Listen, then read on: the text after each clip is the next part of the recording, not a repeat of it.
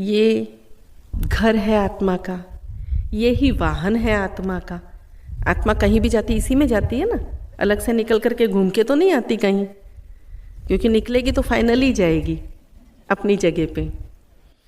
तो देह ही उसका वाहन है, देह ही उसका घर है, सब कुछ तो देह है।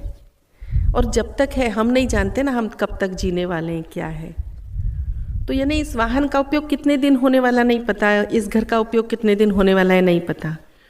तो इस घर को अच्छे से रखो। हमें ध्यान करने में, बैठने में तकलीफ होती है, इसका मतलब है हमें थोड़े व्यायाम की ज़रूरत है, हमें थोड़े मतलब बॉडी को एक्टिविटी की ज़रूरत है। तो हमेशा मेरे पिताजी कहा करते थे, कहते हैं, आज भी कहते हैं, बहुत सारी चीज़ों में पिताजी हमेशा एग्जाम्पल देंगे ना तो हमेशा मज़दूरों का देंगे, हमेशा। जैसे मज़दूर किसी भी उम्र में देख लो, आप खुद अपना ऑब्जर्वेशन करना, वो हमें कहते थे तो हम भी ऑब्जर्व करते थे। आप भी ऑब्जर्व कीजिए, आप भी अवलोकन कीजिए कि मज़दूर किसी भी उम्र का हो, वो आराम से आलती पालती मार के बैठ सकता है, बैठ सकता है ना, देखा होगा आप लोगों ने। वो आराम से बैठता है, क्यों? क्योंकि उसको बैठने को मेज कुर्सी मिलती कहाँ है, उसको आराम से नीचे बैठने की आदत होती है। तो यदि वो ध्यान करने बैठेगा तो आराम से बैठ सकेगा, उसकी कभी घुटने कहेंगे नहीं कि अरे अब उठ, कभी कमर कहेगी नहीं टिकने को कुछ चाहिए। तो कहने का मतलब कि हमारे शरीर को एक्सरसाइज की, व्यायाम की ज़रूरत है, इसीलिए हाथ पैर अकड़ जाते हैं और हम लंबे समय तक बैठ नहीं पाते। फिर हमारे शरीर को स्वस्थ रखना है तो हमें स्वस्थ भोजन करना चाहिए, अच्छा भोजन करना चाहिए, संतुलित भोजन करना चाहिए। क्या होता है, तरह तरह की पुस्तकें आती रहती बाजार में, तरह तरह की, साधकों में भी चलते रहते हैं कुछ कुछ बातें, पहुंचती हैं मुझ तक भी। कई लोग वो पुस्तकें मुझे भी देते हैं, और साधक तो बेचारे क्या क्या नहीं देते मुझे। उनको लगता है पता नहीं मेरे को क्या क्या प्रॉब्लम्स हैं, पता नहीं, ऐसा मतलब मेरे बारे में सोचते रहते। दिखती भी हो ना, कभी कभी ऐसे ऐसे चलती हो ना, डक की तरह, वो बतख चलता है ना ऐसे ऐसे, मैं भी चलती हूँ ऐसे ऐसे। उनको लगता पता नहीं गुरु माँ को क्या क्या तकलीफ है, लेकिन सच में मेरे को कोई भी तकलीफ नहीं है।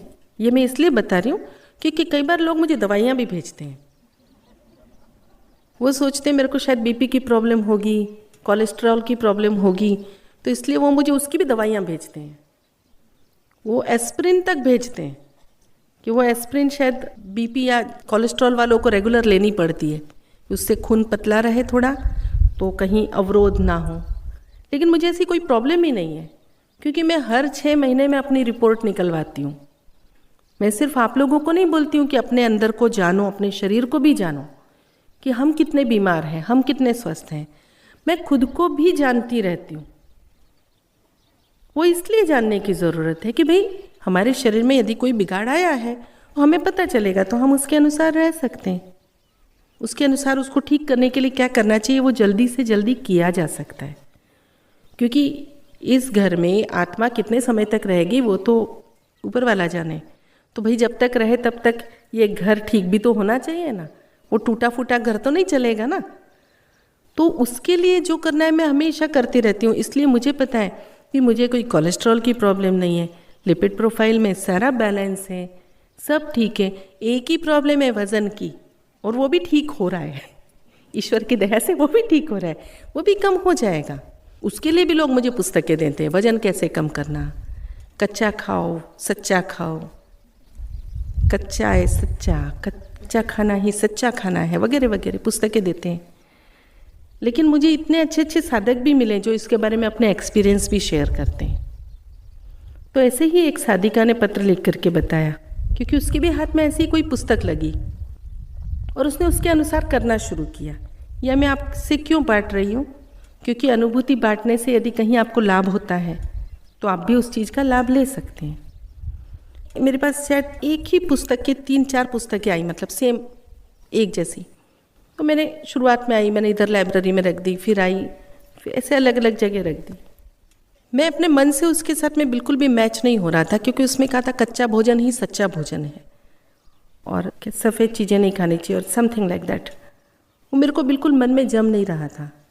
क्योंकि एक पहली चीज़, मैंने न्यूट्रिशन पढ़ा है, फूड एंड न्यूट्रिशन मेरा सब्जेक्ट रहा है, और अहंकार के तौर पे नहीं बता रही हूँ, लेकिन ऐसे ही बता रही हूँ कि उसमें मैं यूनिवर्सिटी में सेकंड आई थी पोस्ट ग्रेजुएशन में। तो अपने एजुकेशन के तौर पे भी मैं अंदर से कंफर्म थी कि वो बिल्कुल गलत बात है।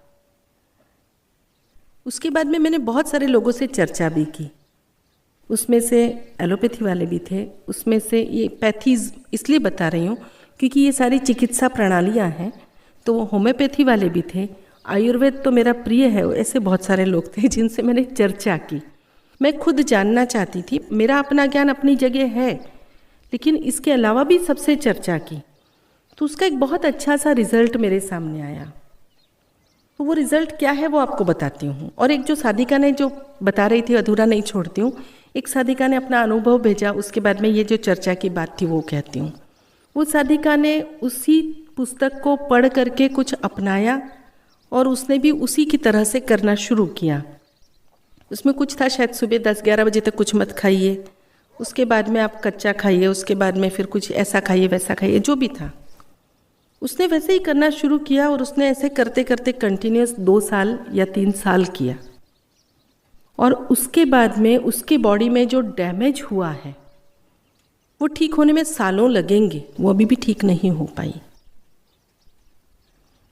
तो इसलिए यदि आप ऐसा कुछ कर रहे हैं तो मैं एक साधिका होने के नाते भी, और आप मुझे गुरुमा कहते हैं उस नाते से भी कहूँगी कि सचमुच ऐसा कुछ मत कीजिए, ऐसा कुछ मत कीजिए। हमारी संस्कृति में हमारा भोजन बहुत अच्छा दिया हुआ है, हमें वो अपनाना चाहिए जो हमारी संस्कृति कहती है, क्योंकि संस्कृति ना पीढ़ी दर पीढ़ी चली आ रही है। और ये पुस्तकें आज की है, उनको जाकर के हमारे देश में आज भी विदेशों की तरह नहीं है कि कोई जाके चैलेंज करे कोर्ट में, और करोड़ों का जिस दिन इस तरह से कोई केस कर दे कि भाई मेरे को इतना बॉडी को नुकसान हुआ करोड़ों का, उस दिन जाकर के ऐसी पुस्तकें आना बाजार में बंद होंगी। तो ऐसी किसी पुस्तक पे मत जाइए। आपको सचमुच अपना वजन कम करना है, आपको सचमुच कुछ और अपने शरीर को स्वस्थ रखना है। सिर्फ वजन ही एक बात नहीं होती, आपके शरीर को स्वस्थ रखना है तो आप अच्छे डॉक्टर से कंसल्ट कीजिए। और संस्कृति संस्कृति क्यों कहती हूँ मैं बार बार, क्योंकि मैं ऐसा मानती हूँ कि जैसा देश वैसा भेष होता है ना, ऐसे बोलते जहाँ जाओ वैसे पहनो। क्यों? क्योंकि उस देश की वो आवश्यकता होती है। जैसे हम यहाँ पे साड़ी पहनते हैं या पतले कपड़े पहनते हैं क्योंकि हमारा यहाँ का क्लाइमेट ऐसा है, लेकिन यहाँ से ही यदि हम बर्फीले प्रदेश में चले जाएं तो क्या ऐसे कपड़ों में रह सकते हैं? क्या नहीं रहेंगे। तो तब हम क्या करेंगे? तब हम वहाँ के लोगों जैसे कपड़े पहनेंगे। क्यों? क्योंकि वहाँ का वातावरण वैसा है। बिल्कुल इसी तरह से हम जहाँ जाते हैं वहाँ की संस्कृति का भोजन अपनाने की आवश्यकता होती है। तो हम भारत में रहते हैं तो हमारी भारतीय संस्कृति हमें जो बताती है ना, वो हमारे शरीर के हिसाब से सही है। और जिसमें से हमारे भारत में ही जन्मी पैथीज हैं, मतलब वो चाहे प्राकृतिक चिकित्सा हो, चाहे वो आयुर्वेद हो, चाहे वो कोई भी चिकित्सा पद्धति हो, वो आपके शरीर को ध्यान में रख करके आपको स्वस्थ रहना सिखाती है। तो आप उसे अपनाइए और उसके अनुसार ऋतु के अनुसार भोजन कीजिए। जिस ऋतु में जो सब्जियां उगती हैं वही सब्जियां खाइए। ऑफ सीज़न वाली यानी जो मौसम में नहीं होती है वो सब्जियां बाज़ार में भले ही ताज़ी मिल जाएं, आप मत खाइए उन्हें। आजकल तो बच्चों को क्या, युवाओं तक को वो तो भूल ही गए कि सीजनल कोई चीज़ होती है, क्योंकि सारी चीज़ें हर मौसम में मिलती हैं बाज़ार में। तो बच्चों को पता ही नहीं होता कि कौन से मौसम की कौन सी सब्जियां हैं, कौन से फल हैं। फिर भी कुछ जो आप जानते हैं वो आप खाइए। आश्रम का अभी हम लोगों ने बैठ करके मीटिंग करके ऋतु के अनुसार भोजन का बनाया है, तो उसकी सब्जियां और ये सब भी व्यवस्था करने के प्रयास करेंगे। शायद अगले 6 माह के अंदर निश्चित रूप से आपको मिल जाएगा कि आप चाहें तो आप भी यहाँ की आहार तालिका ले सकते हैं। कम से कम आहार तालिका नहीं, आपको सब्जियां ही पता चल जाएं कि ये मौसम की ये सब्जी, इस महीने में ये सब्जियां खाओ, इस महीने में ये सब्जियां खाओ, इस महीने में ये खाओ, क्योंकि आश्रम में तो हम ये करने ही वाले हैं। आश्रम में तो इन लोगों को बता ही दिया कि अभी किचन गार्डन है अपना, कितना अच्छा, बहुत सब्जियां बहुत अच्छी उगती हैं। तो क्या है कि बेमौसम का भी लगाया तो भी उग रहा है। तो फिर उसको मैंने कहा बेटा अभी उगा दिया तूने, लेकिन अभी ये गवार सिंह का मौसम नहीं है, अभी नहीं उगानी चाहिए थी। अभी भिंडी का मौसम नहीं है, अभी भिंडी नहीं खानी चाहिए इन दिनों में। तो अभी की जो मौसम की सब्जियां, फिर मैंने कहा मैं तुझे लिस्ट देती हूँ, किस महीने में बीज लगाने वो बताती हूँ, उसी लिस्ट से चलो, उसी लिस्ट से यहाँ सब्जियां उगाओ और आश्रम में भी वही खाना मिलेगा जो मौसम में खाया जाता है। क्योंकि प्रकृति हमें उस समय वही चीज़ें देती है जो हमें खानी चाहिए। जैसे आज कहते हैं तिल गुड़ खा गुड़ गुड़ बोला, मतलब हमें तिल खाने चाहिए।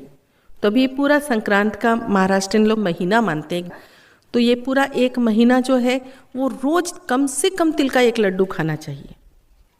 और यदि यही राजस्थान है, मध्य प्रदेश है, तो वहाँ गजक बनती है तिल की और गुड़ की। तिल और गुड़ को बहुत ऐसे बड़ी सी ट्रे होती है, मतलब मैंने ये देखा हुआ है, चूँकि मैं ग्वालियर की हूँ, तो इतनी बड़ी ट्रे होती है, उसमें तिल और गुड़ रखा जाता है और लकड़ी का इतना मोटा सा वो पीस होता है। वो जैसे लुहार लोग नहीं ऐसे ऐसे ठोकते हैं, ऐसे ऐसे ऊपर खींचते हैं, पुली से वो खींचा जाता है और धप से गिरता है, तो कोई चीज़ कूटनी हो उसके लिए उसका उपयोग होता है। तो वैसे वो लकड़ी से वो कूटा जाता है, ऐसे धप धप धप धप। तो तिल और गुड़ कूटे जाते हैं, फिर उसको पलटते हैं, फिर उसको पलटते हैं, ऐसे गजक बनती है। आप लोगों में से कई लोगों ने शायद गजक खाई भी होगी। तो वो इस तरह से बनती है और ये पद्धति से बनी हुई गजक स्वास्थ्य के लिए श्रेष्ठ है। इन दिनों में यदि आपको गजक मिल जाए तो भी रोज़ एक गजक खानी चाहिए, स्वास्थ्य के लिए बहुत अच्छी है। मोटापे की चिंता मत कीजिए। नहीं, ये इसलिए कहती हूँ कि सच में ये मॉडर्न जो न्यूट्रिशन बोलने जो मैं सीखी हूँ उसमें से कुछ चीज़ें एडप्ट करने जैसी हैं, सीखने जैसी, और कुछ चीज़ें जो है ना वो कहीं ना कहीं मेल नहीं खाती हैं और कहीं कहीं तो कुछ कुछ चलता रहता है। अभी लोगों को पतला होना होता है तो वो बिल्कुल भी तेल घी खाना बंद कर देते हैं। बच्चों को, अभी यूथ को पूछो, जवानों को पूछो, घी कैसा होता है? अरे मुंह क्यों बनाते हो? घी में बहुत फैट होता है। अरे तेल में भी उतना ही होता है। न्यूट्रिशन के हिसाब से कहो तो घी और तेल इक्वल है, दोनों में से 9 कैलोरीज मिलती है 1 ग्राम में से। तो शुद्ध गाय का घी अच्छा होता है। और आप यदि साइंटिफिकली भी कहूँ, यदि आप तेल और घी खाना बिल्कुल बंद कर दें, यदि डॉक्टर ने बंद करवाया है तो बंद कर देना, हाँ। लेकिन यदि डॉक्टर ने बंद नहीं करवाया, यानी आपको कोई कोलेस्ट्रॉल की प्रॉब्लम नहीं, कोई वैसी नहीं, सिर्फ पतला होने के लिए घी तेल बंद करते हो, तो सावधान। क्यों सावधान? तेल और घी सिर्फ मोटापा नहीं बढ़ाते हैं, इसका बहुत उपयोग है शरीर में। तेल और घी ये दोनों स्निग्धता देते हैं। स्निग्धता समझते हो ना? इन दिनों में जब आपको ड्राई लगती है स्किन तो आप क्या करते हैं? घर के बड़े बूढ़े क्या बोलते हैं? थोड़ा तेल लगा करके नहा, या नहाने के बाद ही तेल लगा लें। और जो आधुनिक है वो लोग क्रीम लगाते हैं ना। वो क्रीम दिन में 10 बार लगाओ ना, वो असर नहीं करेगा। जो तिल का तेल आप लगा करके 10-15 मिनट रुक करके और नहाने का इफेक्ट होगा। आपकी स्किन पूरी दिन मुलायम बनी रहेगी, कोई क्रीम लगाने की ज़रूरत नहीं पड़ेगी। तो तेल और घी ये आपको अंदर से स्निग्धता बनाए रखता है। आपकी स्किन खराब ही क्यों हो, आपको ज़रूरत ही क्यों पड़े? ये सारी ना एडवर्टाइजमेंट होती है बेटा, विज्ञापन होते हैं। उनको तो अपनी कंपनी का माल बेचना होता है, तो वो लोग तरह तरह के विज्ञापन देते हैं, लेकिन हमें तो अपना जानना चाहिए ना। तो तेल और घी दिन भर में 1 चम्मच, 1 टीस्पून गाय का घी जरूर खाना चाहिए। ये आप सब के लिए अच्छा है। बॉडी की अंदर की स्निग्धता बनाए, शरीर के अंदर की स्निग्धता बनाए रखता है। हमारी चमड़ी सिर्फ अच्छी नहीं रखता है। आपको क्या लगता है कि स्निग्धता की आवश्यकता सिर्फ चमड़ी को है? अंदर की जो नसें हैं उसका क्या? हमारी जो वेन्स हैं, हमारे आर्टरीज हैं, खून की जो रक्तवाहिनियां हैं, उसका क्या? उसको भी तो चाहिए। यदि आप ये सब बंद करेंगे तो दूसरे दोष आ जाएंगे आपके शरीर में। दूसरी प्रॉब्लम्स आ जाएंगी, दूसरी बीमारियां आ जाएंगी। तो ऐसे सब चीज़ों से बचना है तो ऐसी स्ट्रिक्ट डाइट से बचिए कि आपने घी बंद कर दिया, आपने तेल बंद कर दिया, बिल्कुल नहीं। आप भी खाइए, बैलेंस में खाइए और वॉक कीजिए ना आप। सबसे अच्छी बात क्या है पता है, अभी तो इतनी सारी जगह अपने आश्रम बन रहे हैं, तो सप्ताह में एक बार आश्रम जाने का, 2 4 6 चक्कर लगाने के, तो आपका वैसे ही जो एक्स्ट्रा फैट वगैरह जम गया होगा ना, तो उतर जाएगा। रोज भी आधा घंटा चलिए ना, घूमिए ना। ये जो फट से रिक्शा रुका करके रिक्शा में बैठ के जाते हैं, थोड़ा चलिए। इस बारे में मुंबई वालों को काफ़ी चलने की आदत होती है, झटपट चलते हैं वो लोग, बहुत अच्छा फास्ट चलते हैं। तो चलिए, चलने की आदत डालिए, स्वस्थ रहिए, स्वस्थ खाइए। और मेरा पूरा प्रयास रहेगा, आज ही वो डाइट फाइनल करने के लिए मेरे पास आई हुई है, जनवरी फरवरी मार्च, लेकिन पूरे साल भर की आ जाएगी। तो आप कुछ दिन इंतज़ार कीजिए, उसके बाद में आप चाहेंगे तो आपको वहाँ से एक कॉपी मिल जाएगी। तो आप ना कम से कम अपने घर पे उसके अनुसार चलिए। मैं ये नहीं कहती आप वो ही खाइए, वैसे ही कीजिए, लेकिन कोशिश तो हो सकती है। स्वस्थ रहने का प्रयास तो किया जा सकता है। तो स्वस्थ रहिए, ये स्वस्थ रहेंगे ना तो ही आपके वो जो चक्र है ना शुरुआत के, वो दोनों काफ़ी क्लियर रहने में मदद मिलेगी। तो स्वस्थ रहिए, अच्छा भोजन खाइए। और सबसे महत्वपूर्ण बात, जो मांसाहारी पशु होते हैं ना, जैसे सिंह है, शेर है, बिल्ली है, ये मांसाहारी, और भी बहुत सारे हैं, मैं कुछ नाम ले रही हूँ सिर्फ। उनका जो पेट, उनका इंटेस्टाइन, उनका पाचन तंत्र मांसाहार के लिए बना है। और जो शाकाहारी पशु होते हैं, गाय भैंस बकरी, उनके जो पाचन तंत्र है ना, वो घास पत्तियाँ ये सब खाने के लिए बना है। लेकिन जो मानव है ना, उसका जो पाचन तंत्र है वो ना तो मांसाहारियों जैसा है, ना ही शाकाहारी पशुओं जैसा है, इन दोनों जैसा नहीं है। क्योंकि हजारों साल बीते जब से मानव ने पकाया हुआ अन्न खाना शुरू किया, यानी भोजन पका करके खाना शुरू किया, तो धीरे धीरे धीरे धीरे करके जो शरीर में जो बदलाव आए मानव के, आदिकाल के मानव से आज के काल के मानव में जो बदलाव आए, तो हमारे जो आज का पाचन तंत्र है ना, वो सिर्फ पका हुआ खाना हजम कर सकता है। इसलिए जब हम कहते हैं काचू है साचू, बिल्कुल नहीं। क्योंकि जब हम कच्चा खाएंगे वो हमारे अंदर डाइजेस्ट ही नहीं होगा, और जब वो डाइजेस्ट ही नहीं होगा तो क्या होगा, हमने यहाँ से खाया और यहाँ से निकाला, तो शरीर को क्या मिला, उसमें से 1% विटामिन्स मिलते हैं मुश्किल से, क्योंकि डाइजेस्ट कर ही नहीं पाए। तो धीरे धीरे शरीर आपका वीक होता जाएगा, बाहर से ना भी लगे, अंदर से आपका सिस्टम वीक हो जाएगा।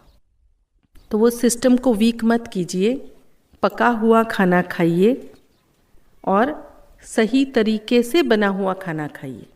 एक बार मुझे ऐसे ही लगा, क्योंकि हम महाराष्ट्र में साधा वरण, मतलब गुजराती में कहते हैं मोड़ी दाल, मतलब फीकी दाल जस्ट पका के उसमें हल्दी, थोड़ा नमक, गुड़ वगैरह डालते हैं, थोड़ी हींग डालते हैं, अरहर की दाल को, वो साधा वरण होता है।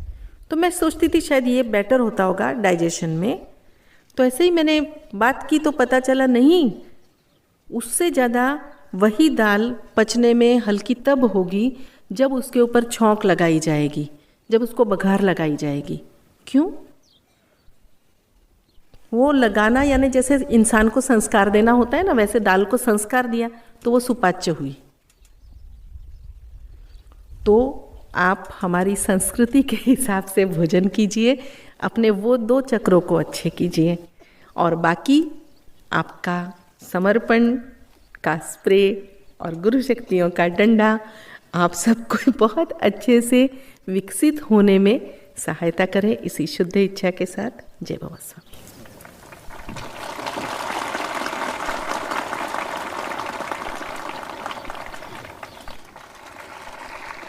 मुझे एक बहुत अच्छी सी बात याद आई, इसलिए सॉरी, आपने धन्यवाद दे दिया फिर भी। क्या हुआ, एक दिन ना मैं ऐसे पेपर में पढ़ी हुई कोई कहानी थी, लेकिन मुझे बहुत अच्छी लगी, और चूंकि आज मकर संक्रांति का दिन है तो मुझे लगा ये बात आपको ज़रूर बतानी चाहिए, क्योंकि वो कहीं ना कहीं उससे भी जुड़ी हुई है, मकर संक्रांति से नहीं लेकिन एक भाव से जुड़ी हुई है। कि एक बौद्ध काल की बात है। एक बहुत धनाढ्य परिवार में वो जो सेठ जी थे वो भोजन करने के लिए बैठे थे, और घर में नवविवाहिता वधू थी, बहू आई हुई थी, वो बहू परोस रही थी खाना।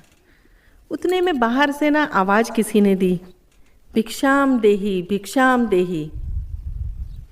तो वो नवविवाहिता, मतलब उस समय का ऐसा कल्चर था, ऐसी संस्कृति थी कि कोई भी जब भिक्षा मांगने आता था तो उसको बुला करके भोजन कराया जाता था बिठा करके।